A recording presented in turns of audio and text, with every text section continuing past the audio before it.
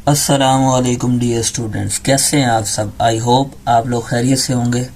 जैसा कि बेटा आपको पता है, हमने रिव्यू एक्सरसाइज चैप्टर 1 की स्टार्ट की हुई थी और इसके मैं फर्स्ट 3 क्वेश्चन अपलोड कर चुका हूं। आज हम स्टार्ट करने जा रहे हैं क्वेश्चन नंबर 4। तो चलें स्टार्ट करते हैं। आज इंशाल्लाह क्वेश्चन नंबर 4 करेंगे और क्वेश्चन नंबर 5। ठीक है, तो चलें स्टार्ट करते हैं। क्वेश्चन नंबर 4 में क्या कहता है, शॉर्ट क्वेश्चन है, इंपॉर्टेंट है। Is 0 is a rational number, explain. आप बताएं कि 0 एक रैशनल नंबर है और इसको एक्सप्लेन करें। तो थोड़ा सा रफ अमल कर लेते हैं। पहले रैशनल नंबर होते क्या है। वैसे तो मैंने रैशनल नंबर पे मेरी पहली वीडियो इसी पे है, रैशनल और इरेशनल नंबर में फ़र्क क्या है, तो आप वो वीडियो पे ज़रूर जाके विज़िट करें। तो फिर भी यहाँ पे गाइड कर देते हैं। ऐसे नंबर जिन्हें पी और क्यू की फॉर्म में लिखा जा सके, पी ओवर क्यू की फॉर्म में। और लेकिन कंडीशन ये है, जो नीचे वाला डिनोमिनेटर ना वो 0 के इक्वल नहीं होना चाहिए, तो उसे हम बेटा रैशनल नंबर कहते हैं। ठीक है, तो 0 भी हमारे पास एक रैशनल नंबर ही है। तो अभी ये हम प्रूव करते हैं। और दूसरी बात, ये जो हमारे पास क्यू होगा ना, पी और क्यू, ये कोई ना कोई इंटीजर होंगे नंबर। ठीक है, और इंटीजर में पॉजिटिव नंबर भी आ जाते हैं और नेगेटिव नंबर भी आ जाते हैं। अगर ये बात आपको समझ में आ गई तो आप हम इसका आंसर देखते हैं। सॉल्यूशन लिखेंगे।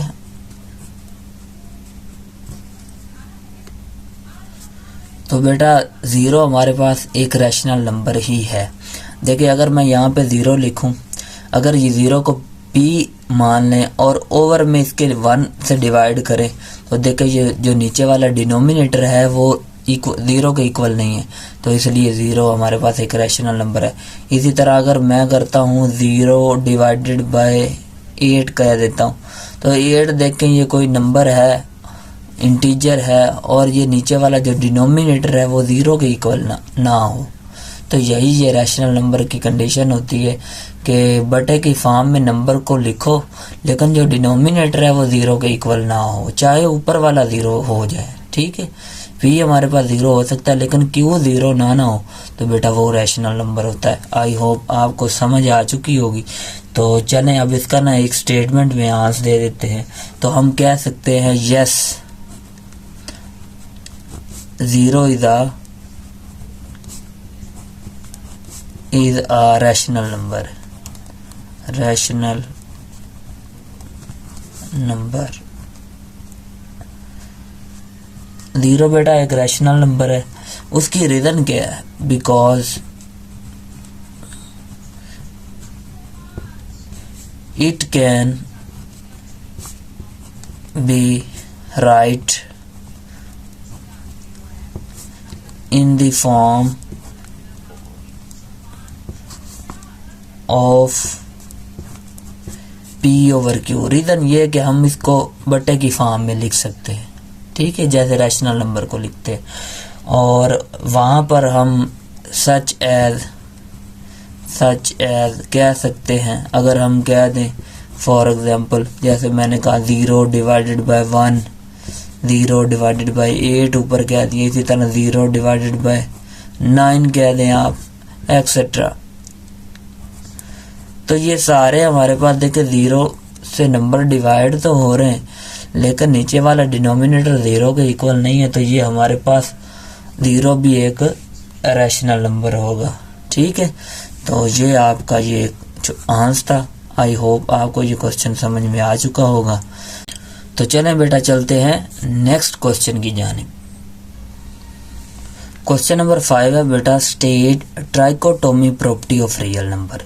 तो बेटा पीछे मैंने प्रॉपर्टीज पे भी एक डिटेल वीडियो बना रखी, हर प्रॉपर्टी पे ही मैंने वीडियो बनाई हुई, तो वहाँ पे भी आप ये देख सकते हैं ट्राइकोटोमी प्रॉपर्टी क्या होती है। लेकिन यहाँ पे भी बताना पड़ेगा क्योंकि क्वेश्चन जो आ गया। तो चलें सॉल्यूशन लिखते हैं।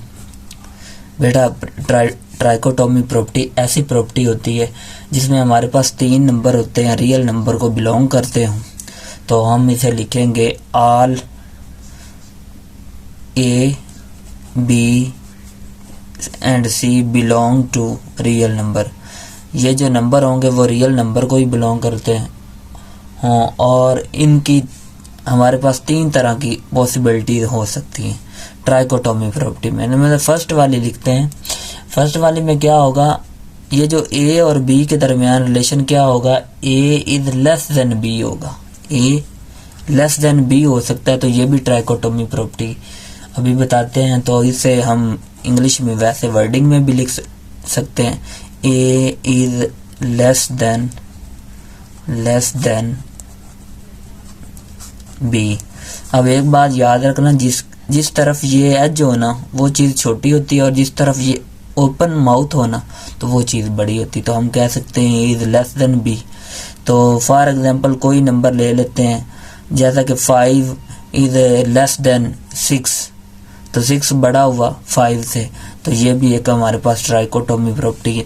आगे इसी तरह इसका जो हमारे पास सेकंड कंडीशन बन सकती है ना, वो इक्वल की फॉर्म में बन सकती है, या हम दूसरा लिख सकते हैं, अगर ए ग्रेटर देन भी हो ना बी से, तो फिर भी ये हमारे पास दो रियल नंबर के दरमियान जो प्रॉपर्टी लाइक कर रही है ना, वो हमारे पास ट्राइकोटोमी प्रॉपर्टी होगी। तो हम लिख सकते हैं ए इज ग्रेटर देन बी,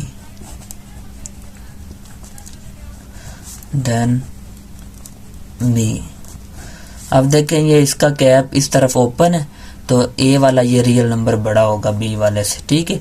तो अब एग्जांपल के तौर पे आप इसे 8 कह दो और बी को आप 5 कह दो, तो 8 अगर ग्रेटर देन हो 5 से, तो ये हमारे पास एक ट्राइकोटोमी प्रॉपर्टी होगी। एग्जांपल कोई भी आप दे सकते हैं जस्ट अंडरस्टैंडिंग के लिए।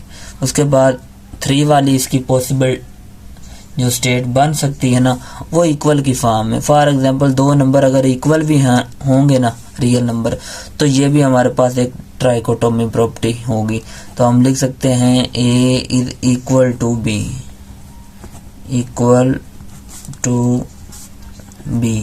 तो ये प्रॉपर्टी आपकी पीछे बुक में भी मेंशन है, वहाँ पे भी आंसर इसके मौजूद है, लेकिन यहाँ पे आपको बताया ये गया कि इसकी 3 तरह की पॉसिबिलिटीज हो सकती हैं। अगर ए लेस देन बी हो तो फिर भी वो ट्राइकोटोमी प्रॉपर्टी होगी, यानी कि दो नंबर के दरमियान रिलेशन एक बड़ा हो और एक छोटा हो तो ट्राइकोटोमी प्रॉपर्टी कहलाएगी। इसी तरह एक नंबर बड़ा हो और दूसरा नंबर छोटा हो, ए इज ग्रेटर देन बी हो, तो फिर भी वो ट्राइकोटोमी प्रॉपर्टी ई में आएगा। और उसके बाद अगर दो नंबर रियल इक्वल आ जाते हैं एक दूसरे के, तो ये भी हमारे पास एक ट्राइकोटोमी प्रॉपर्टी होगी। तो 3 तरह की ये कंडीशन हो सकती हैं। अगर कहीं पे भी ये हों तो हम कह सकते हैं ये ट्राइकोटोमी प्रॉपर्टी को सेटिस्फाई कर रहे हैं रियल नंबर। तो क्वेश्चन नंबर 4 और क्वेश्चन नंबर 5 आज आपको अच्छे से समझ में आ चुका होगा। तो इसी के साथ मुझे इजाज़त दें। अल्लाह हाफिज़।